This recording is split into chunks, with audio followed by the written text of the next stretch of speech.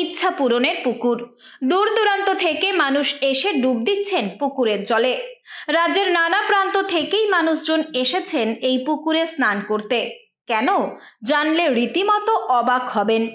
ডুব দিলেই নাকি মেলে চাকরি, সুস্থ হয় শরীর, মেলে সন্তান। এই বিশ্বাস থেকেই হাবড়ার বাণীপুরের ইতনা কলোনির কামনা পুকুরে স্নানে মানুষের ঢল।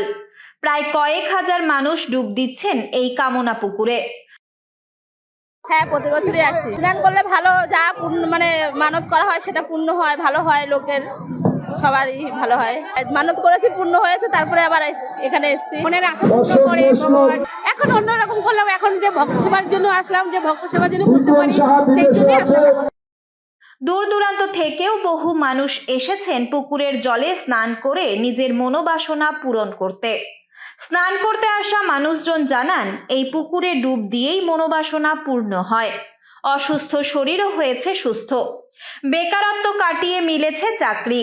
লোকমুখে এই কামনা পূরণের কথা চাউর হতেই দূর দূরান্ত থেকে মানুষজন আসেন একবার এই পুকুরে ডুব দিতে।